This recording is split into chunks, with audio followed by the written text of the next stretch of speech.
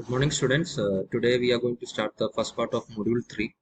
And here in Module 3, we have the topics like Code of Ethics, a case study on Bhopal tragedy, and engineering as experimentation. So, what the definition for experimentation? So, experiment means we are trying to learn some practical knowledge on several problems or certain things. So while we do the practical problems, we will be able to identify what are the threats we can obtain when we are in an experiment. So engineering as an experimentation, it means that it is the process of engineering that will allow you to go through different experiments such that it can be used when we are doing it in practical case. And when we deal with the experimentation part, it is actually very important for an engineer because theory won't work as it is. We have to feel what exactly be the real-time situations or real-time problem that arise when we do any practical or when we do any work. So we can define it as experimentation is the important role that will help to, or it will be considered as an important activity for designing a product.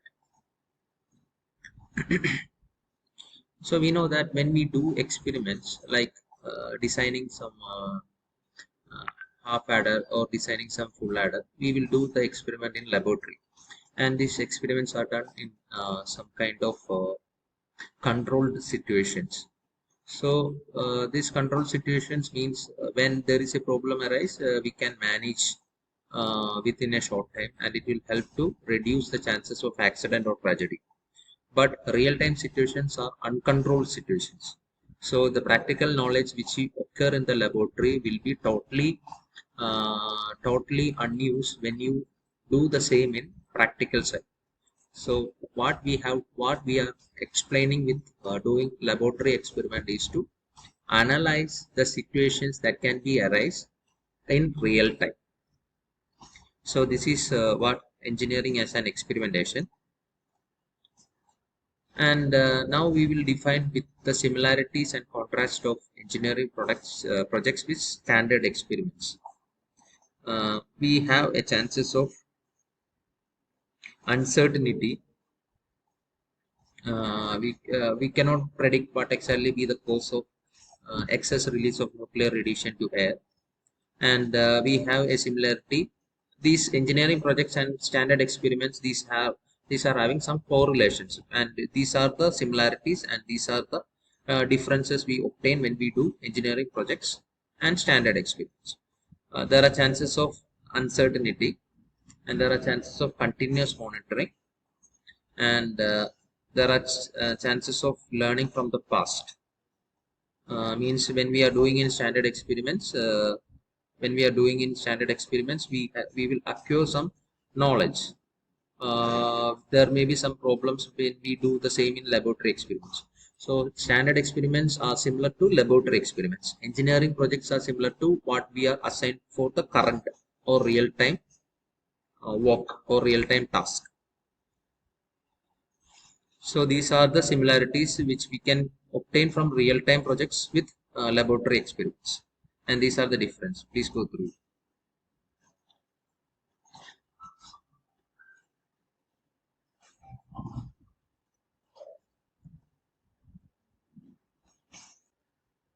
Now we are discussing about a topic called as engineers as responsible experimenters. And it means that engineers when they are in some job, they will be asked to develop some products, or they will be asked to complete some projects. So these projects or products can be completed by an engineer only if he has some practical experience while he is in college, or while he is doing some experiments in his laboratory. So these are some terms that will define the conditions of an engineer when he do the experiments.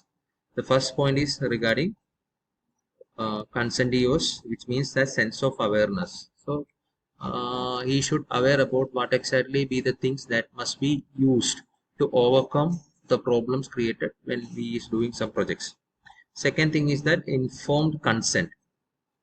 He should be he should have a proper knowledge about the requirement of the current project, and this requirement has to be addressed to his supervisor.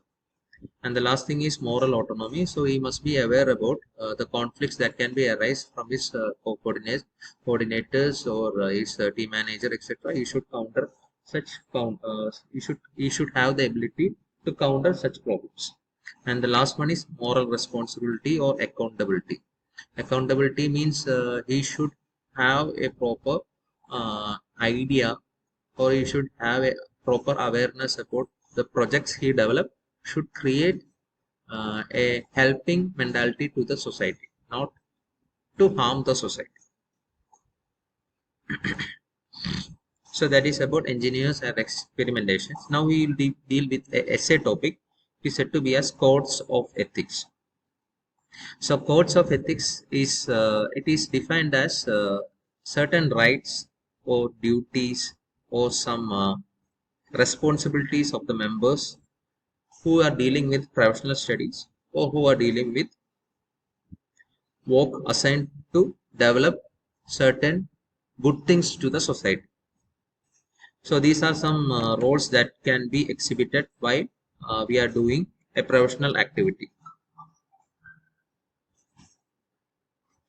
First thing is regarding inspiration and guidance. We should exhibit a motivation to the other fellow members and also to your friends who are working with you, and your ethics should be a model to them. Second point is regarding the support you provide to the engineers. So you should not be very much egoistic on your product which you develop by yourself. You should be a person who is able to deliver the knowledge which you acquire while developing that product. Third thing is regarding serving and protecting the public. So it is something connected to the society or social awareness. Next thing is regarding the education and mutual understanding. So the knowledge acquire, you are an engineer.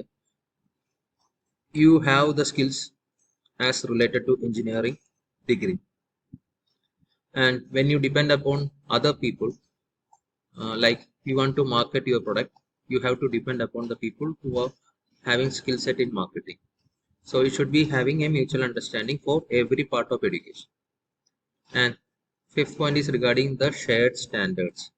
So you should be aware about the standards you must be followed for developing a product. You should not create any kind of lenience to the quality of the product. Next point is regarding a good public image. So when you do the things in a proper manner with a better quality, the people will have a great image about your products and the development you do for your career. So it means that it will help to create a good image of what exactly you want or other people look into you. Seventh point is regarding uh, deterrence and discipline, which means that something deterrence means we need to avoid certain ethics factor which are very immoral. And the last one is discipline. You should create the activity very disciplined manner to have a proper stability in the ethics you follow. Next thing is regarding promotion of the business interest. And these are the advantages and limitations of code of ethics. Advantages that it will help to create some standards on your profession. It will help to improve the profile of you when you are in a professional engineering career. It will help to increase, or it will help to increase the inspiration of others looking into you. And code of ethics will help to provide a necessary guidance for the people who are connected with you. And it will next point is regarding the awareness and consequences, which means that we are facing several problems, and the knowledge or the stability in following the standard will help to overcome that. And the last thing is regarding the quality and consistency. We will be able to deliver quality products throughout the whole year. Limitations. First limitation is regarding the vague or general wordings. Next thing is that it is not practically possible to apply the same in all situations, and there may be chances of moral autonomy, or there may be chances of creation of certain conflicts between the decisions. So these are the list of codes of ethics. Now we'll look into the term called as plagiarism, which is very common for the people who are doing research. So when you do research such as PhD, you are supposed to present the same in a paper or journal, and the quality of the work should be depending upon the journal will accept only when the certain factor called as plagiarism is up to the mark. So when you write a journal or when you do some seminar, you will be familiar that you will take some wording from other internet sources or other paper, and you will place the same in slides without citing them. Citing means we have to cite the source from where you are getting this data. So plagiarism is something defined as we are trying to acquire someone else's language or someone else's wordings for our benefit. And according to Oxford, it defines plagiarism as a person's ideas or phraseology. Phraseology means he is a person who create a phrase or create a paragraph for its benefit without any credit, without any due to credit, which means that I am a person, I am doing research, and I create a sentence of my own, which means that I am not supposed to share the credit of my phrase with anyone. This is called as plagiarism. And the plagiarism can occur in several forms. It can be occurring in writing, it can be occurring in music, computer code, mathematics, etc. So you know that when you do projects, you are doing a project in Arduino, and you want to open or you want to light some LEDs in a running order.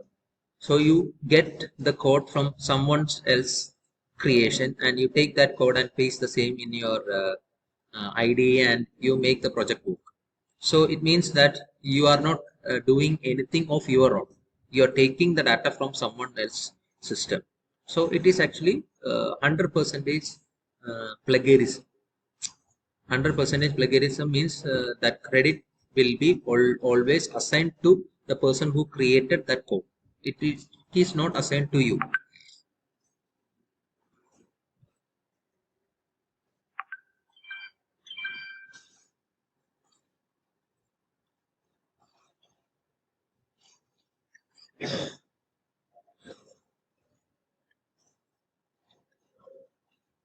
Next thing is regarding the balanced outlook on law. The balanced outlook on law in engineering practice,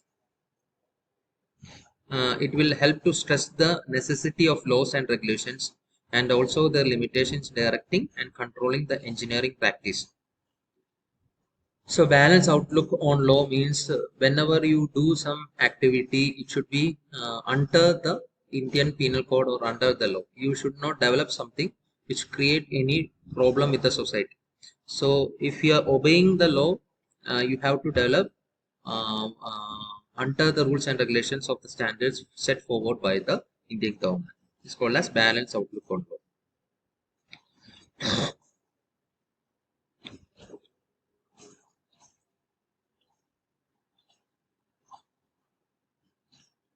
Now, in next slide, we will discuss about the Babylon Building Code, and followed by United States Steamboat Code.